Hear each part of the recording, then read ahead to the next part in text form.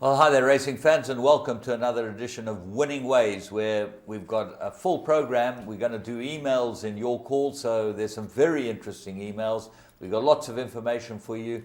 We've got lots of winners and horses that you should follow, and at least our football sides are winners over the weekend. Well, my side is another draw, James. 1 defeat to United, 3 draws. We're struggling. We need at least another forward. But your team keeps winning. We need another forward too.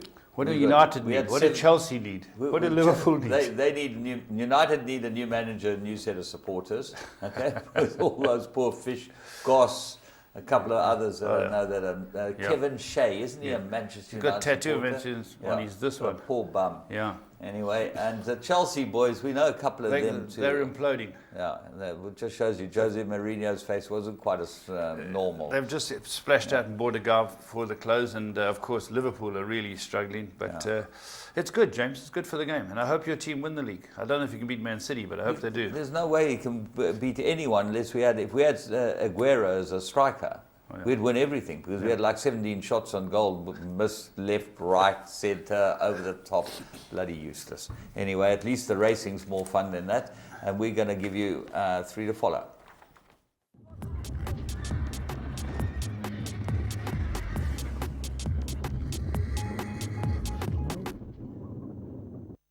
And they're off in the Travers. Flower Alley is the winner. His dad, Distorted Humor, he's probably one of his best sons at stud. I'll have another. Wins the Derby. I'll have another in the Preakness. Lilacs and Lace, 48 to 1, upset. He's just a big, strong, leggy horse.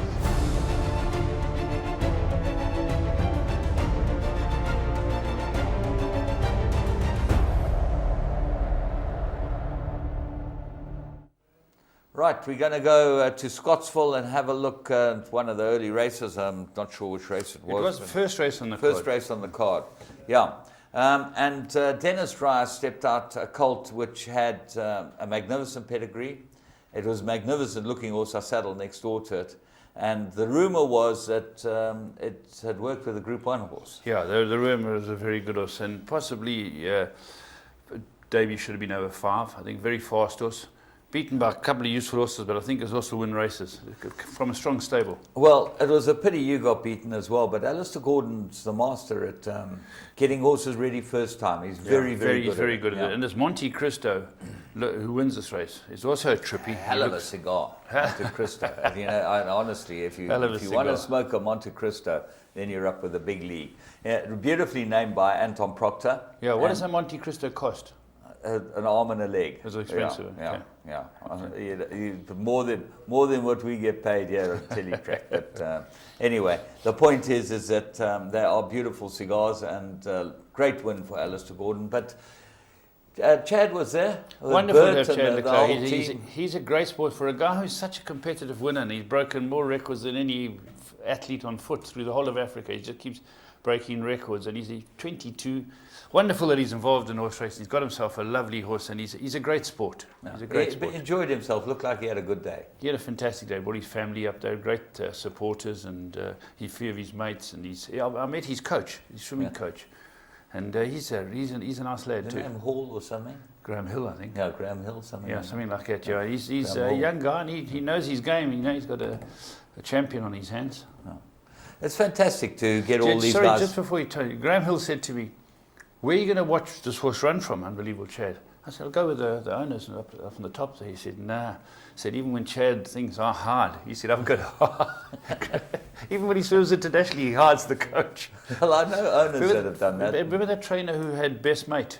That woman who trained Best Mate, she sat in the car park. Yeah. She was so nervous. Venetia Williams. That's it. Yeah, she sat in the car park, Just shows you. We still remember a couple of things. Let's go and have a look at Ferry.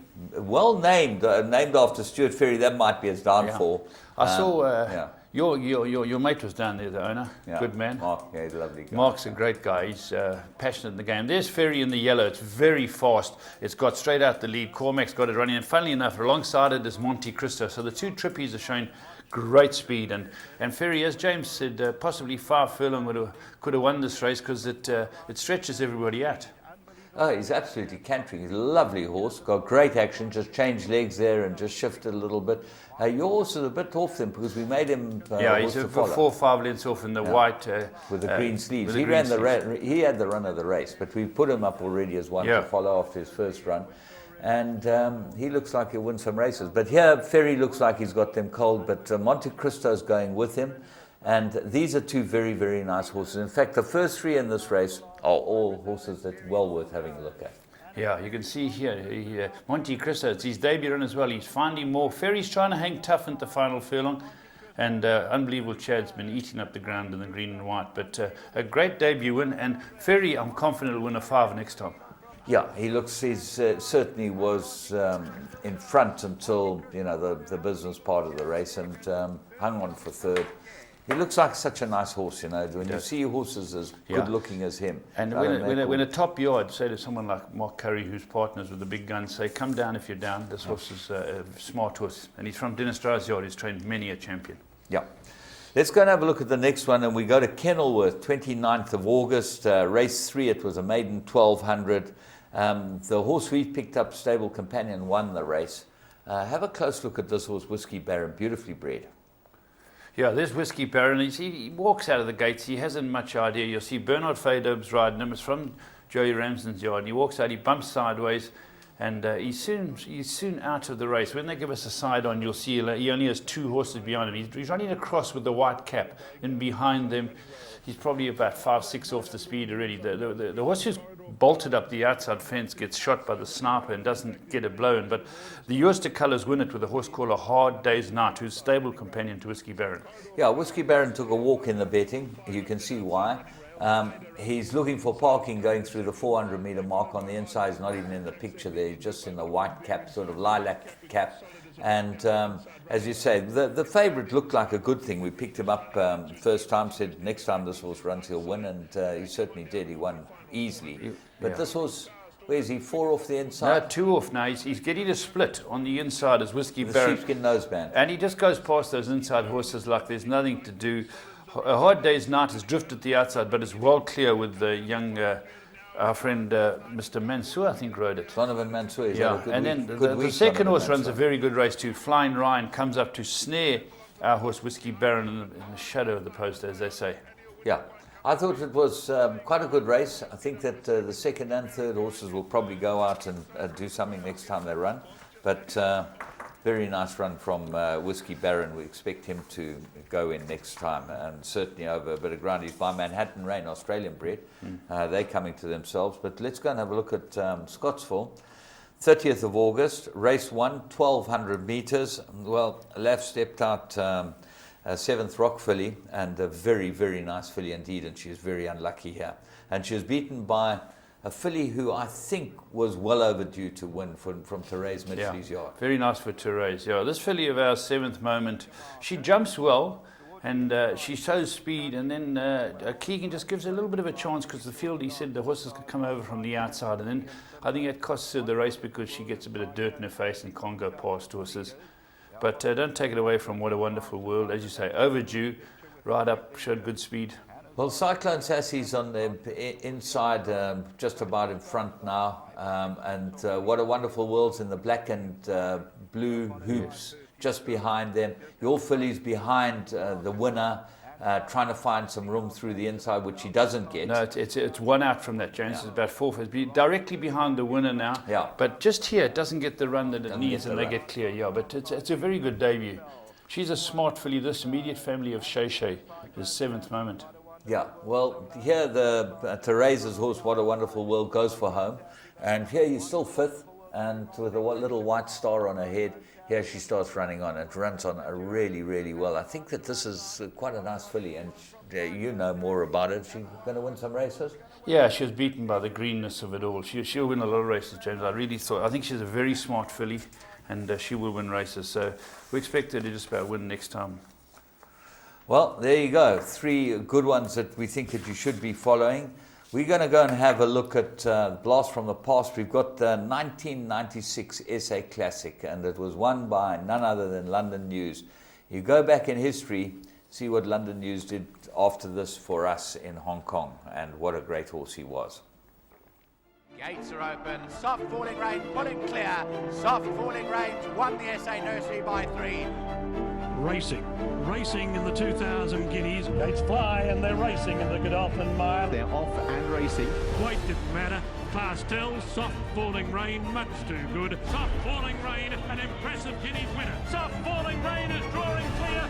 He's made it 7 out of 7 by winning here today. But it's soft falling rain who is powering away. We'll see out the miling style. A high-class performer wins the Nay of Joel Stakes.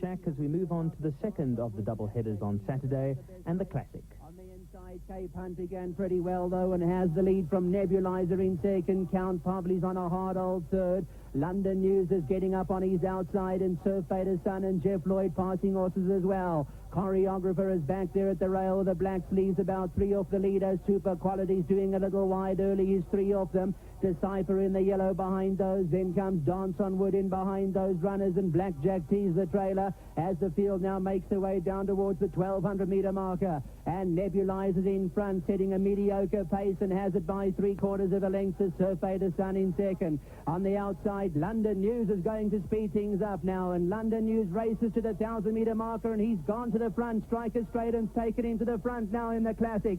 So London News, as you can see in shot, leads it by a length and a quarter now as they're about to take that first bend there from Surf Vader's Son. In behind that, Nebulizer. Count Pavley still on a hard hold. He's only 3 behind the leader.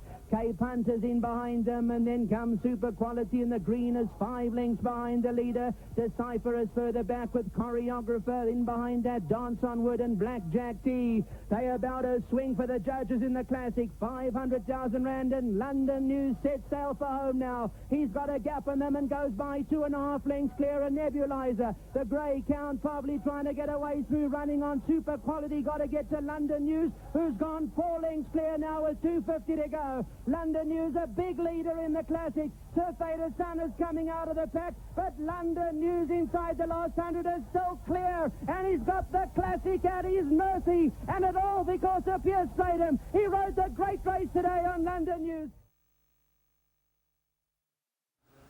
Well, there you are, London News. What a champion, what a wonderful horse. You loved him as a stallion. I know that you bought some very good fillies from him. Yeah, we had Oracle News. Yeah. You know, she was a very good filly by London News. I've always tried to buy a few. I had a few that... did you see something under the... Is there something biting just your toe? making a bit of leg room. Yeah. Oh, okay. But he was just such a great racehorse. You know, when he won the July, he won the Met, he won the Dingans, I think, he won the Classic. The Cape Derby.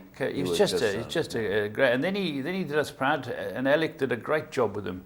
You know, took him overseas. And well, that was the beginning of the South African emergence as a racing nation overseas, with London News and going for the Queen Elizabeth. Yeah, and he wasn't disgraced beyond Bosra Sham next time out in the UK. Alec did a wonderful job with this horse, and he just shows you get a good horse, you want to win these races. And it's just a pity we can't have every top horse campaigning for the massive money. You know? Yeah, we'd certainly be winning a lot of races if we had all these horses up there.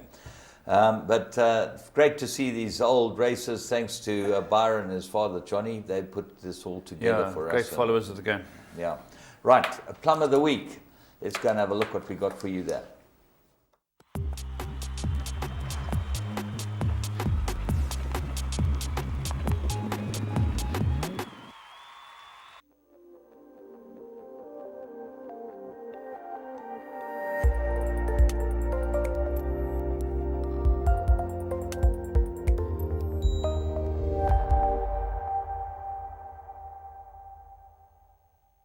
Buckshot the leader, Sylvester the Cat, Bonsai is trying to run on, Roy's Ambassador. They come down to the last 200 metres though, and now Sylvester the Cat gets alongside Buckshot. Bonsai on the outside, and Pure Valor is running a big race on the outside. Sylvester the Cat hit the front over the last 100 though, and it's Sylvester the Cat going on, running on Bonsai, but Sylvester the Cat will win it. Second place will probably go to Bonsai, then Pure Valor, and behind that Roy's Ambassador.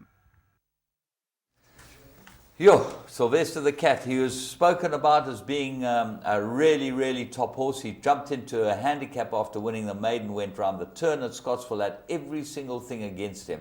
But he went and did it, and Duncan Howells is putting together a nice bunch of horses. We've got a good bunch of young horses, and well done to Duncan. This is a very nice horse, and the owners are good guys. They get a good horse every now and then. Schwegmans, they're lovely guys. They're but good people. They got that guy, Brett Walker, with him. You know, that's a bit suspect. He was a shark scrum off. Yeah, Don't take it away from a top sportsman. You know, you've got nice guys like the Schwegman that pulled in, pulled in Brett, but actually Brett, no, you're actually a bloody he was a shark scrum off. You know, don't take it. Respect these top sportsmen. They he put should it together. actually be picking the Sharks team. Well, not all that glitters is gold. But Sylvester the Cat's a very nice horse. And James, what are the odds? People, they opened about 7-2 or something, and it came into about... well, he ended up 12-10 with the bookmakers. You could have got 15 or 18-10 at the death. No problem on it to bet. Between 15 and 18-10, much as you like. But you could have got really good price early on. 4-1, Sylvester the Cat in a handicap. Into bet. But he's a horse that we think that you should have a close look at over the season. I think that he might be a horse that will go the features. He's by Black Minadoo. She's a very nice horse. We got lots to discuss in current affairs, and we'll see you then.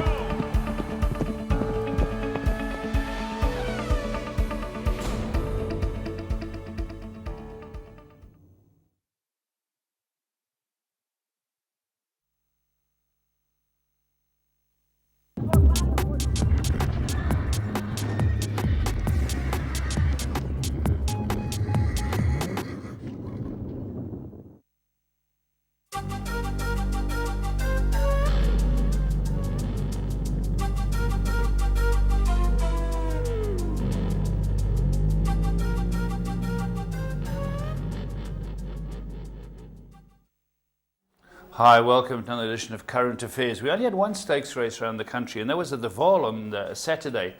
And James and I will be talking about that in a moment, because we'll show you that race. There's a bit of news, sprinklings of successes around the country, and a couple of sad notes. But James, let's get on to the race first. This is a Grade 3, the August Stakes. They're starting to slowly build up their season. And it looked quite an interesting race. I wouldn't have found the winner, James. It went off at 12-1. Yeah, and it absolutely doddled in. Stephen Moffat is a very good trainer, and it just shows you've got to have stock. Yes. And Stephen's just starting to get a bit of stock. He's got Brian Miskin, he's got a couple of guys that are supporting him. And well done to him. Yeah, absolutely fantastic well for him done. to win a Grade 3 for a small yard. You know, when you look at what he ended up beating, Mike Azzi, Louis Courson, Sean Terry, Mike de Kock, Ormond Ferraris, Cornet Spies, all of them. He wouldn't get close to the spending power of these guys. Sean Terry, Alec Laird, all the big boys are there. And well, he listen, ended up maybe he's starting. I remember you go back years ago, Duncan Howells was doing nothing. Look at Duncan today. He's just shot through. He persevered and doing good. Well done to Stephen Moffat. And Chase Morjean, it came into the lightweight, this horse. Yeah. Chase riding a lot of winners too. Lucky's given him a few breaks and that. He moved to Joburg. I think that Louis Courson gave him his first big break, and he's done extremely well. And good luck to them all. It's a great win for the small man in racing, because they very seldom get a look in. You know, the guys who are at the bottom of the food chain here, very difficult indeed. But we're going to go and pick them up. It's the second leg of the Supreme Series.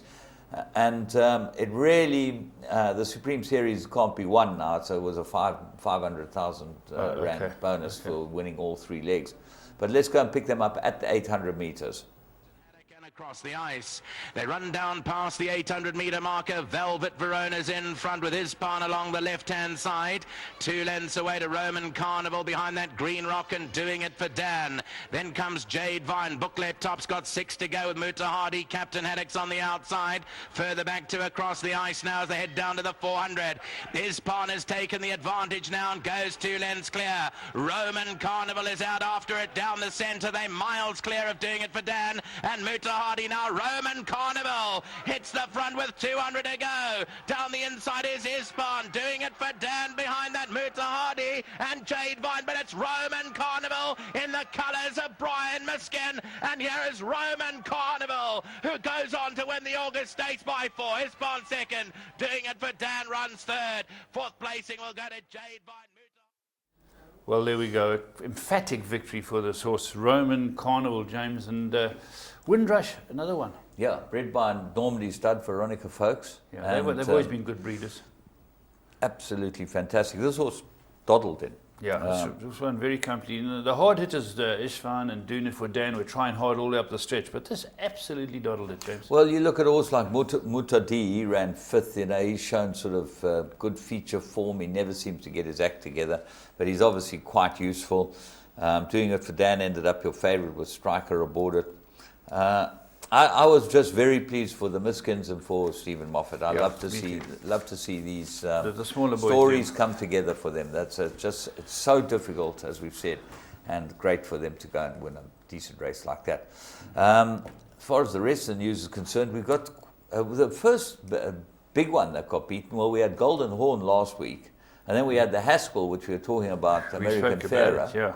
He ended up getting rolled over. Now, American Pharaoh getting beat by a horse called Keen Ice, to me, amazing. He's thumped it 3 times. And a lot of people will tell you that horses get beat suddenly and everything looks fine going into the race and you get beat and you look back and you say, how did this horse lose? What would you put it down to, James? Well, I think racing. I think that there's only so much petrol in the tank, and racing and travelling is going to knock you back. And the interesting thing is that the Triple Crown winners before this horse, Secretariat, Seattle Slew, they've all got beaten as a 3-year-old later on in their career. Do you know, just touching on that, James, I pulled out a stat on that. The Travers, of all the Triple Crown winners, which they're hard to get, but the Triple Crown 12 of them, yeah. Yeah. Only one has gone on to win this race and was Whirlaway in 1941. So you're right, it must be just a bridge too far for some of them. Well, when you think of it, if the Americans travel horses a lot. Yeah. This horse has travelled 13 times from his home base in Del Mar. Yeah. Since March, okay? He's a machine. Yeah, There's no way Keen Ice can beat him. They tried to run him into the ground. They sent that other one, Frosted, Frosted to cut throat. pace it with him. And I think that Keen Ice was there to pick up the pieces. But at the end of the day, he never ran to his form, this horse.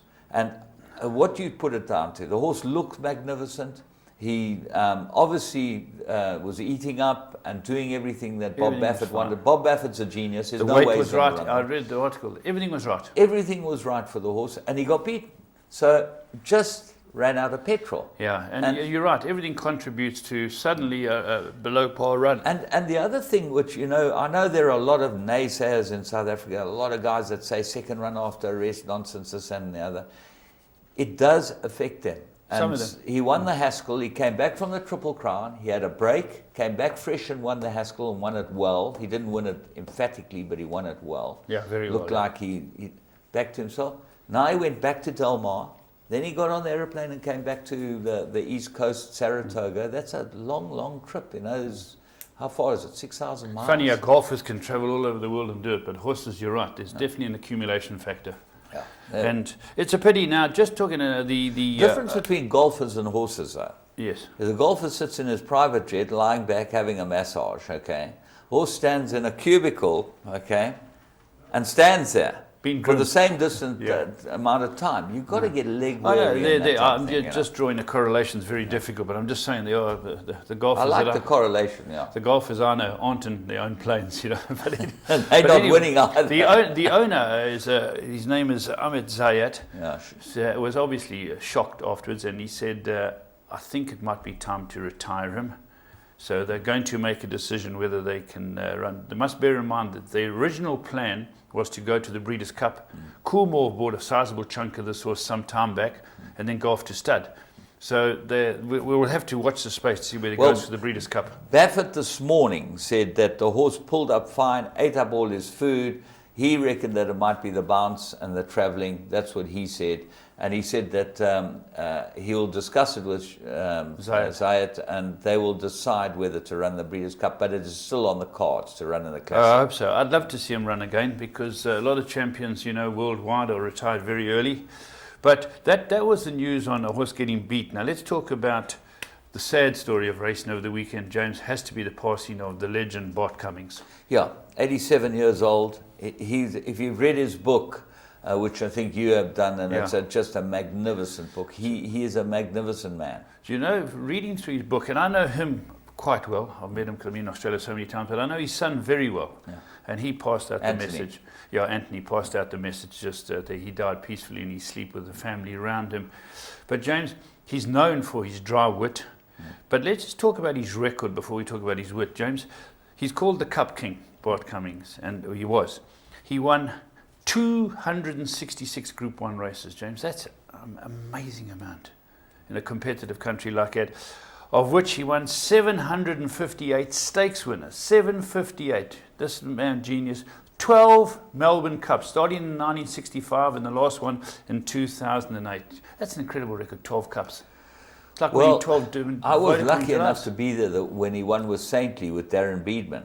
And I sat on the plane with Darren Beedman, and he told me that he was, after the Caulfield Cup, he told me that he was going to the robes. He was going to become a preacher and whatever, and he was going to give up. Right. Yes. So, what could you back in the cup? Nothing but Saintly. Okay, and it won.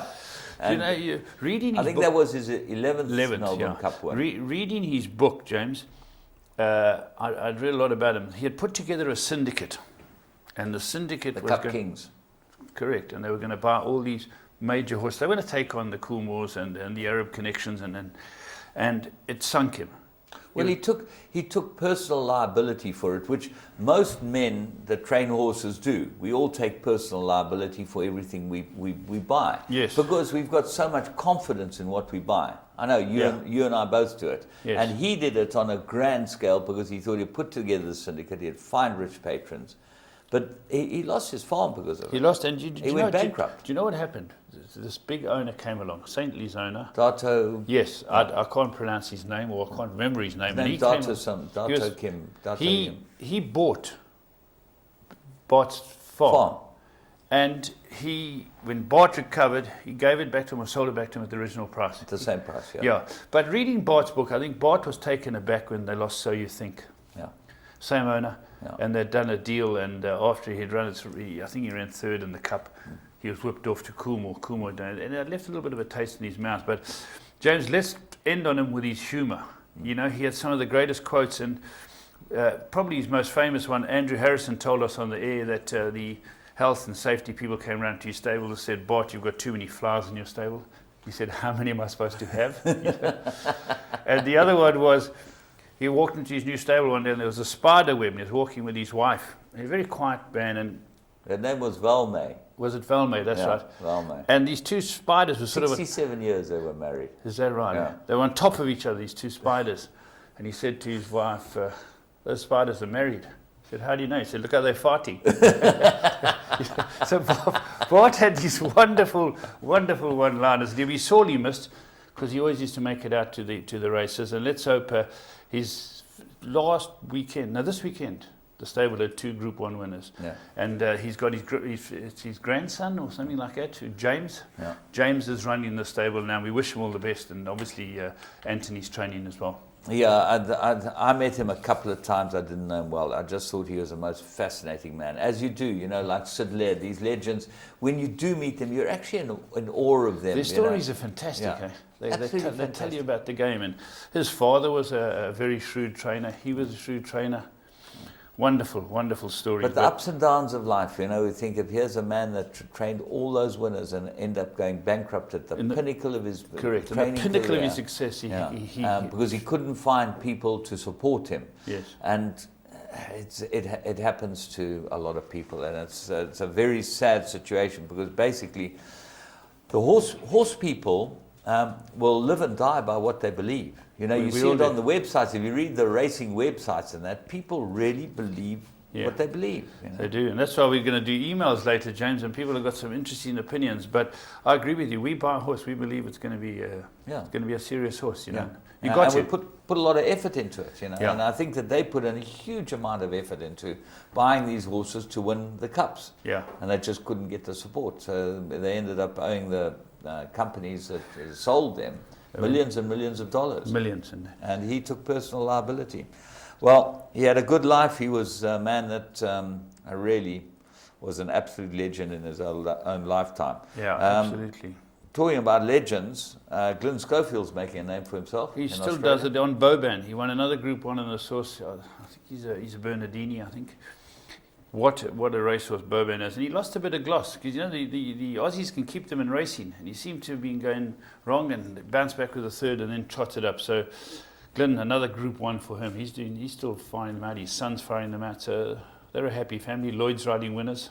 Yeah, well, they've certainly made an impact on the Australian racing scene, and hopefully Julie Alexander's going to make a big impact on the South African racing scene. Yeah, she's been promoted. Well done to Julie. She's going to coordinate everything, I believe. Yeah, she's the executive director at Teletrack. That's the position that's been made for her. Rob Scott's put her in there and to run the show. And, I think Julie's a star. I love her. Yeah, Julie's a great mate. And, she's wonderful, and she's passionate, and she's been in the game since day one. I like her more than the twins. Do you? Yeah, I'd rather take her out than the twins. Yeah, me too. Yeah. Me too. Yeah. And I've got to concur. Yeah, no, she's the twins are losing it a bit, but she's still very posh and tidy. And well done to her, Julie. Everything of the best with your new position. Yeah. The family's steeped in racing. Absolutely. Duncan, good people. Duncan and Marge, they're just fantastic people, and they're really a wonderful family in racing. And even don't forget their main buyer. Yeah. The legend. Who's that, James?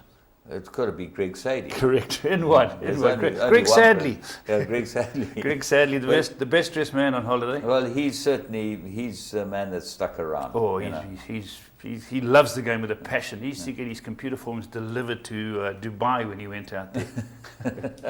Greg Sadley, one of the great guys in the game. Let's hope he has a lot of good winners. Right, we've done it for our news this week, and we're going to come back to you with some very interesting emails.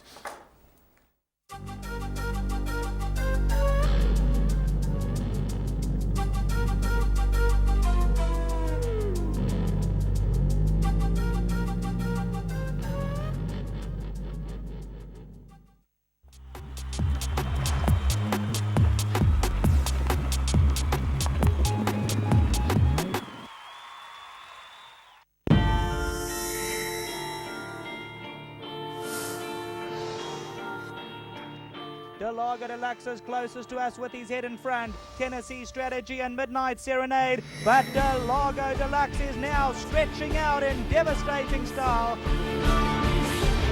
Undefeated, 4 from 4. He's like a strike of lightning. Here's Delago Deluxe.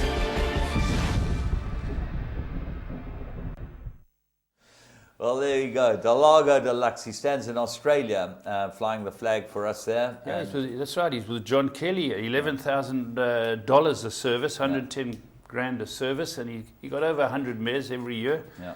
We've seen some of his wheelings were very nice. We saw them, yeah. That's right, you saw them. Very nice indeed. Yeah. But we're going to come to you with some very interesting emails that we've had, and the latest one that came to us was from Mr. Motila. He's from Durban North. He gave us his number and that, and he said he's seen me on TV, which is very good of him. I would like horse racing and punting to be family entertainment, and thought was the horse is the most magnificent animal created on 4 legs. Most magnificent animal, I would say. Okay. My point is, I've seen race courses like Clarewood, etc., close down detriment to the industry, amongst other things. Tab Gold offerings on bet types and variations is terrible, to say the least, and other costs, worse things is ignorance of punting, betting. So I suggest that each tote Gold Circle should put a bet trainer now and again, similar to salesman in a shop or teacher. Now, there's quite a good point, actually, who can advise you how to bet. He then goes on to say it's job creation. He does some comparisons, James, which is true. You walk into some shops and they've got pretty girls helping you. Yeah. And you go into totes that he said, some are run down and some aren't up to scratch. Well, then he goes on to say, I can take you on a tour and bad environments, vagrancies, air cons, all types of things in this. you know, lots of things. I've got some, I don't know what's chirping, but yeah, anyway. he's just saying, listen, if you go into a tote, the totes have got to be better. He's got a point, you know. There's been a bit of a vein. Now, interestingly enough, I spoke to Patrick Loker, who's in charge of this whole business. Yeah. Okay, and Patrick was very interesting in what he told me. He told me there are 122 outlets, tote outlets in KwaZulu-Natal. 122. Okay, they turn over 120 million a month. The 122 outlets, but there are 40 branches, and he said the branches are owned and run by Gold Circle. There are 82 agencies. Now, agencies are owned by Gold Circle, but sublet to guys to get a commission people who actually run the show. Yes. And he says that they do check on everything as much as they possibly can, but can you imagine 122? Are they the watchdogs, James, that can say, listen, we've sublet to some guy down and say in Chatsworth, we go and have a look at his premises? But the problem is that he says that some totes are in very bad areas. It depends on the area. He says if you go to a tote in a good area, he says it's normally very well run and very well looked after, because that's the type of clientele you get. Yes. If you go to a tote in an area that's run down and suspect, you know, it's like sort of having Sun City, the Elangeni in the middle of you know, 87th Street in New York. Or you know, Syria. You just don't have those types of things. No, I get his point, but so he's on top of it. Patrick's a very good guy. He works hard, and well done to Patrick, because it's important. Some people say you just want to get your bet on and get out of there. Well, yeah, he said that he's going to chat to Mr. Motila, and we appreciate him sending us this email, because we realise, you know, different strokes for different folks. But if you walk into the Tab outlet here, it's as good an outlet as you've ever seen. And they're looking, they certainly are looking to, especially I was speaking to Pierrick Mojan of Track and Ball, and they're investing a lot in making sure it's customer friendly and user friendly, and that's good to see. Yeah.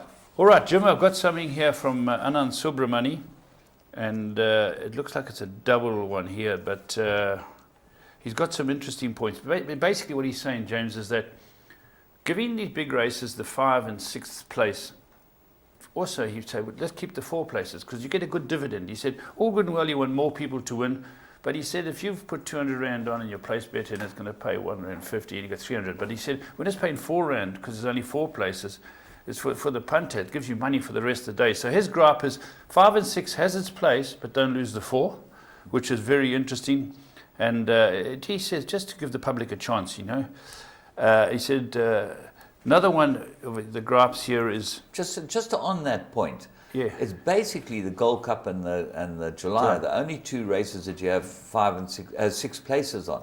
What is interesting is that the tote pool for that place bet is enormous. Well, it's there like you go, yeah. Millions and millions of rands. You know, I think, as you said, there's a place for it, you know. Yeah. Okay. And I like the 4th place. I think that we should come back to pay 4th place for 14 runners. I think I agree. Many times you don't know because you're getting confused. I agree with you. He's also saying the promoting of the game, you know, the advertising. He said, you go into a Tokyo, they don't advertise. There's not enough brochures, flyers, leaflets. You go in there and say, the big race in Gauteng this week is so-and-so. For instance, we've just done the August Stakes. He said, you don't get anything about it. They've got to go out there in their totes and the bookmakers and promote this thing. And his other gripe is that, it's a gripe that has happened to me. The auctioneer, Steve Davis, took a bet when he was up at the sales. We tipped him a horse at 1. He caught a plane, didn't collect. He gave me the ticket, said, collect this for me. And I said, no problem, I'll give you the money and I'll collect it. And I came back here and you couldn't collect it in Natal. It had to be collected in Joburg. It's a different tote. So he says, many people go up on holidays and you go at the races and you have a ticket. He says, why is it not uniform? But why isn't it? I don't know. I tell you the truth, I don't know why. You got tab bet. You've got the same dividend. Okay, so it's got to be the same dividend. If you have a bet on KwaZulu-Natal racing in Pumalela country, you get the dividend that you get in KwaZulu-Natal. Yeah, I tried to cash Steve's. I went to and they said to me no. And luckily I bumped into Larry Weinstein, and he's a Joburg boy. And Larry paid me and took the ticket. So this ticket's doing its laps. Yeah, well, that's Larry's probably sold it to someone. 3 months is your time up. I think it's longer, James. They don't last for more than 3 months. Well, it was the ticket. Yeah, the inquiries and the ticket too. So very good points from Anand. We're getting this information from the top punter in KwaZulu. Yes, the biggest. He's tipped us. The biggest punters told us all. Yeah. And he said everyone loves Raymond. The promotion, obviously, he says, just last point on Anand Subramani, the promotion of these big races is wonderful, but there's only a few. He says, have a look how well they do for the Dundee July. I said, it's magnificent. He's from where's That's he from? part Dundee, of the world. Newcastle. Yeah, so he's obviously, he's a bit parochial on this whole thing. But all right, James, your turn. Right, Ramesh, 68. Is that his age?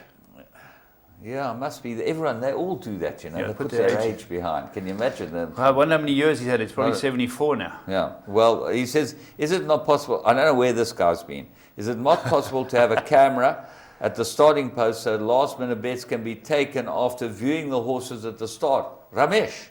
Well, Ramesh, for your information, we've got cameras. We've got cameras at the start. They'll show the horses walking round and round. We've only had them 28 years, Ramesh. Yeah, and on top of that, what happens is that, and certainly in Gold Circle country, you now have discussions, ongoing discussions, where they change from the camera at the start down to the horse going down with the horse that you're discussing. So, all centres do it, but everyone loves Raymond, so he does it better than anyone He does, else, he's quicker. Yeah. But you want to remember one thing, James. It's a rush, gives you a 2-minute warning. Correct. It's a rush, so you can be sitting, oops, 2 minutes they're racing, which is wonderful. So I think, Ramesh, that they have got cameras. Yeah. You've got to get another TV. Yeah. And they are certainly, we do get reminders, but thanks for the notes. Yeah. And now I've got another one here. Mine's a short and sweet one from Glynis Cunningham. It's actually Ted. Okay, Ted's writing on Glynis's and you know who email. Ted is? Ted, I don't know, Ted Hughes? No. Don't you know Ted? Don't you know only Ted? Ted I know is a teddy bear in a movie. Haven't you ever heard Eminem's famous record, Love Ted? I know that Eminem. Two trailer park girls who round the outside. That's only Eminem I know. But James, Ted or Glynis's query is, please can you tell me why the payouts on the Teletrack tote and Interbet are not the same? They are the same. That's what I thought. I assure you, Glynis, they are exactly the same. She bought her TV at the same place Ramesh did. Interbet payouts, the tote payouts on Interbet are exactly the same as the Teletrack payout. And, really, if you're looking at the tote payouts, Interbet pay the tote payout. Yes. That's what they do on their tote, exactly system. That I assure you. Yeah. If you're betting on Interbet with the bookmaker site, obviously their bookmaker payouts are not the same as the tote payouts because that's the bookmaker site. But go on the tote system, Glynis, and you'll see it. But let's go and take a break and go and have a look at our champion from Magic Millions. Here we go. Here's our successful graduate during the week, and what a good horse this is turning out to be up on the half-felt. Marmalady. Marmalady was your winner. It's by Duke of Marmalade, as we are aware. It stands down in the Cape. So this is good news, and well done to. It cost 50,000 as a weanling this and filly. At 185. So she's that actually brings me on to a point which I know that you've got a note on it from someone.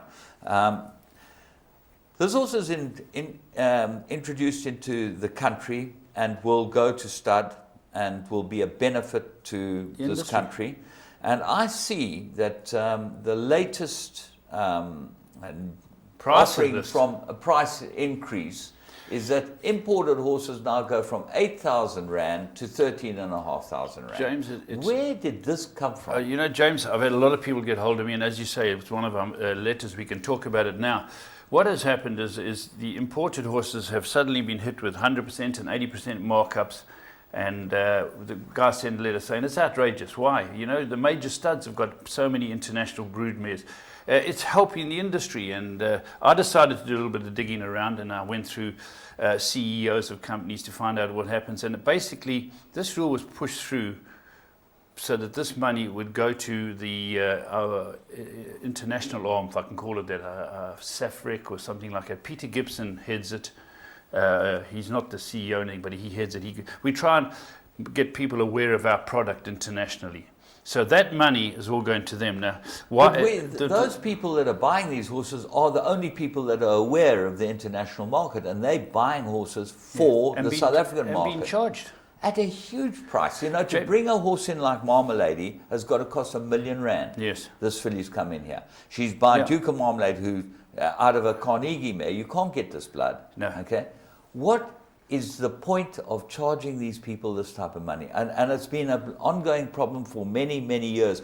I think that's a statistic. My gripe, just interrupting you here, my gripe is, if these guys can push it, if the Jockey Club can push it up from 8 to 13 on a mare, or 5 to 10 on a weanling, what's stopping them saying, hey, you can afford to import horses, you're paying $500,000, $750,000 to bring a horse to the country, we're going to charge you 50,000 levy.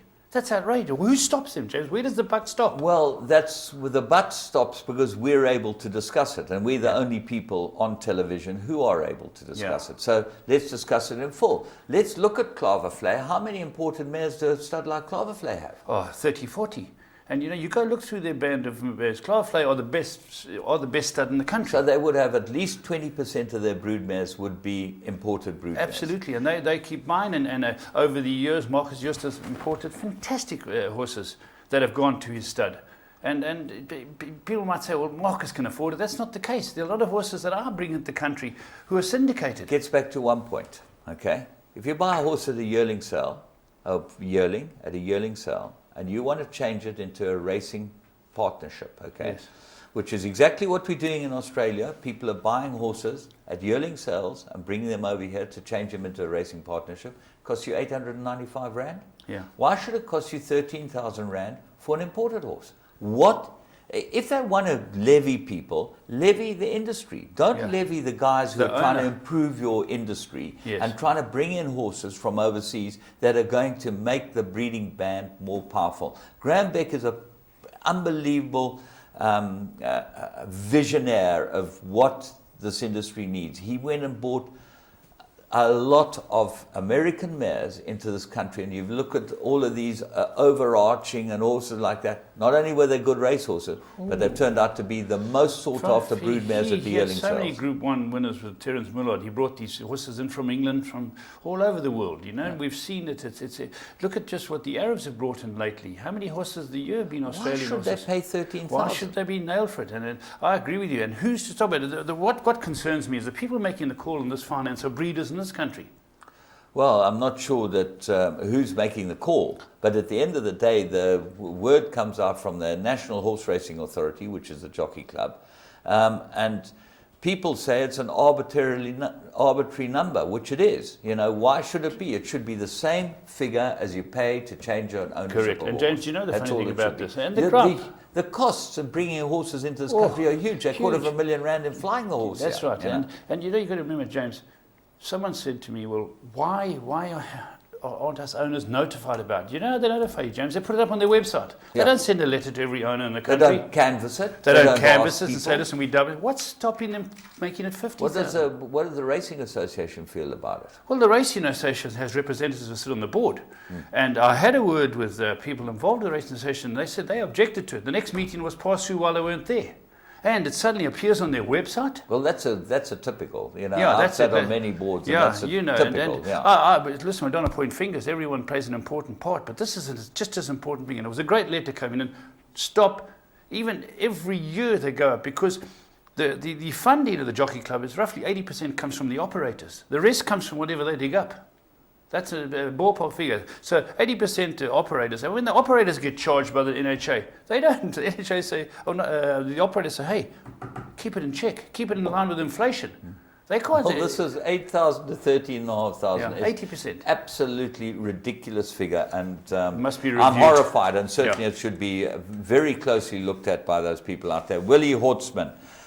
Willie's a fan of ours, and he's just written something that might be interesting to you that don't watch Animal Planet or National Geographical, because this is what his field of expertise is, and it's free advice to all trainers from Willie Hortzman. So I know the trainers are a very small bunch of people that watch this show, but maybe it's worth knowing that your trainer should know this.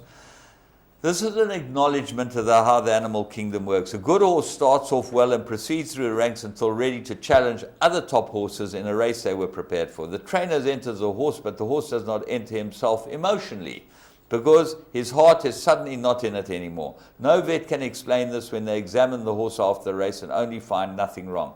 This happens at the starting stalls, and there's a reason for this. Okay, now this is his theory. This is Willie Hortzman. All animals stare down each other in nature. Okay, it is a survival tool which determines the hierarchy. That is why top horses parade in good fashion and look good, but no one knows what is happening between the lines. The stare will dominate and prevail no matter what your size is. You see, when I stare you down, boy. James, stop it now, I'm getting embarrassed.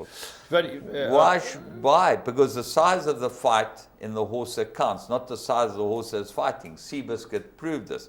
Anyway. Okay. So James, he's saying that you get matriarchs and patriarchs, especially horses, hyenas, they've got the matriarch who runs the show. So a dominant female will outsuck them. That's what he's trying to say. And I don't buy into it. I don't know him at all. And he said it's free advice to all trainers, you know, that unfortunately they have their own standing. And when they get behind the gate, they stare each other out. And your best thing to do is keep your horse well away from the gate until it's time to go in. Now that should be a... Right, well, he says the solution, okay, is to keep a hood on until the start of the race to avoid eye contact with other horses, okay? Then your horse will stand a better chance to show his ability. Otherwise, he will succumb to the animal order and he cannot resist. Blood test will show nothing. James, Empress Club won everything. Yeah, she James, stared down the opposition. Yeah, do you really know? Wonderful. Wonderful idea. I do like about all animals stare down each other in nature. Sounds like going to a nightclub in Joburg. I've seen two foxes staring down each other. Okay. Yeah. And you know, one loses. One loses. Yeah. They both got a good stare. Yeah. And you know, if you, as you say, if you go into a nightclub in Johannesburg, a lot of people will walk up to you and say to you, "Do you know who I am?" I am. Yeah, I do. Yeah. And you'll have a few guys saying, "This guy's a bit too old to be in here." All right. Thanks very much, Willie. And as I say, I don't concur, but it's food for thought for people out there. Okay, next one we're going on to is from Lockie. I believe Lockie's from Royal Durban. He's one of our locals, and he says that I'm not an accountant, but I think it's time has come to shoot the rocket down. With all the pick six carryovers in the past 22 months. Now, James, he's saying there should be a kitty because of all these carryovers. There are 500 million waiting there. Yeah. He doesn't know what happens to carryovers. Yeah. They go into a meeting selected by the powers that be within the next week or two, don't they? Yeah, but the point that I like here is he said bring back the couplings. More winners he wants. Yeah, fair chance. Okay, and that's what he likes. Now, Lockie's an interesting man. He's a punter. Not all you can hear, he's a punter. And he catches lots of pick sixes, PAs, quartets, swingers. He's at Royal every single afternoon virtually of the week after he's finished work. And he has a few pints with his mates, and he watches the television in the corner, which is set up for him.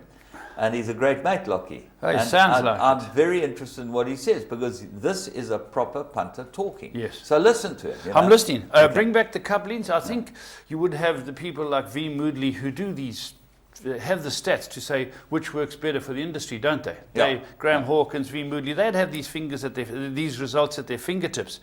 And bringing back the couplings, I don't know. James, what do you think? I've always been in favour of the couplings. I think it's very unfair when a stable companion beats the fancied horse in an exotic and you don't have the couplings. I know that in America they have couplings on wins with one stable companions. That, yeah. The stable companions are coupled for a win. Yeah. So, and they think it's fair, and they've always had it. And I think it's fair in an exotic to bring back the couplings. I don't know that it makes much difference to the payouts generally. But in certain instances, big stables have lots of horses in races. Certainly in places like PE and Kimberley, and you get some weird results with horses that just aren't fancied and are stable coupling winning. Bring back the couplings, bring back the money, says Lockie in his corner next to his TV. Okay, right. Right, James, let's go to objections. Tony Rhodes, okay? I know Tony well, he's a racing man. Yeah, he's sent it to Roy Magda, which is very good because Roy can come and help us on this. First race of the Vaal, Premier Kim shifted across Hazelnut twice as Hazelnut was putting in a run. She may not have been affected the first time, but the second time, Hudson had to stop riding and then get going again to lose by half a length. There was a race review, but no further action was taken. I was quite surprised that there was no objection, judging by Nico's comments sitting in Randburg, where he was as well. I watched this race at the Tote Bookies room, and everyone there thought there would be an objection. I'd like your view on, should Hudson have stood up in the saddle to make more of it? Surely Hudson trainer should lodge an objection anyway. By there being no objection, were the punters being treated fairly? Both horses were not in the betting. And as such, if Hazelnut was fancied, would have changed the steward's views. Did the stewards decide not to object, being that it was a rider's first winning ride? I truly liked him as a punter. Anyway, he goes on to say, yeah, you know, he's. I haven't seen this race, or I can't remember the race, you know. No. But it seems like there were grounds. Okay, yeah, there were grounds for an objection. And grounds for an objection means that if one horse has been interfered with by another horse, okay? Yes. And the result could change. Whether they would have changed the result, I'm not sure. But because there's so many anomalies as far as this objection rule is concerned. The stewards would not have made a call because it was a winner's first ride. No, I can't see that. I can't see that. But I haven't seen the race, and you might have a point. Half a length, if you get interfered with, it could have been close. I think it brings up another point, which I think should be explored, and that is that it's better for the stipendiary stewards to object than not to object, or certainly have a race review, and then immediately, if they give, they don't have an objection, give their reasons immediately to the presenters why they didn't object. But I think that it's better for racing that it's seen that people want to rather object rather than not object, even if it's overruled. Yeah. Okay? Yeah. Because what it does is it shows the public that there is a willingness on behalf of the policemen of racing to actually do something that's proactive for the public. Yeah. It's easy to say no further action when there is grounds for maybe an objection. You might get overruled. Sure. But no, commentators obviously do say no further action to keep the public, but I agree maybe a little bit to the presenters for the next race. All right, Tony, that's interesting. And then Tony Rhodes again. Yeah, Tony, there's another one here that, and I think this is just an error. He was basically saying the opening prices were all wrong. James, he said there was a situation that went on between the bookmakers, and the bookmakers didn't want to open the betting early, and there was all types of things about it. It seems to have been resolved. But it was he said information was incorrect that was put up by the betting world. Get it sorted out. Can happen, but get it sorted out. Okay, James, you got another one here? Well, we're going to see the Frenchman. Yeah, we're going to meet with him. Yeah, we're going to see him. He's putting a tab app together, and we're going to go and see him and chat to him about James, it. Do you know, just because he had heard us talk about the different betting operators out there that you could get a bet with, and he's betting information technology. And he says we've got to look into it. He wants to spend some time with us, and we've got a meeting with him, haven't we? Yeah, we're going to meet with him, and then we're going to bring him on the show to talk about what type of technology they're going to put together as far as betting information. Okay, be interesting to speak to Should be very interesting. Galam. That seems to be the world news and everything that's going on. Been a very interesting show, and nice to see that you're in fine shape. How are you feeling? Yeah, feeling good. Things go well. Next Monday, the chemo starts again for 4 days running, 15 hours a day. But next weekend, before I go into hospital, we're going to have a look at the Racing Awards. It'll be good to see them. We'll see the Racing Awards in KwaZulu-Natal. Just talking about the Racing Awards before we close off. Is this not the time and the place to start sorting out the Racing Awards? Because Racing Awards, I believe, should be provincial awards and a national award. And a provincial award should be won by someone in that province. Yeah, I agree with you. A lot of people are talking about it. Just to elaborate on what James is saying, very good point, is that if you've got your Equus Awards to find out who South African champions are, but if you come from PE, the PE top trainer or top horse should come from PE that is trained locally. Wherever he runs, fine, but he's trained locally. And it's same for Cape Town and Durban, and it's a good rule. Can't we have uniformity? Gauteng, Cape Town, Durban, all of. We should do. Yeah. We should have some uniformity. There it's a very good some point. Guidelines that are set out as far as local awards are concerned. All the best to Mike Bass. He's still fighting on. Hanging in there. Keep going, Bassie. Yeah, Bassie, we're with you. Yeah, our thoughts and prayers are with you, and to you as well. Yeah, we're on the mend, both of us. Pulling through this one. Until next week, have a great week's racing.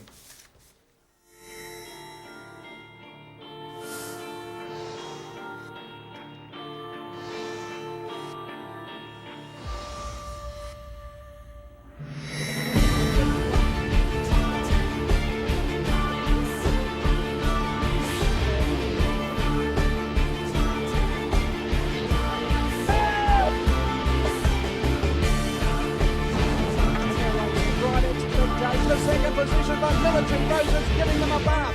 That's one of the biggest millions I've ever seen. Graceful Anna, the leader. Graceful Anna has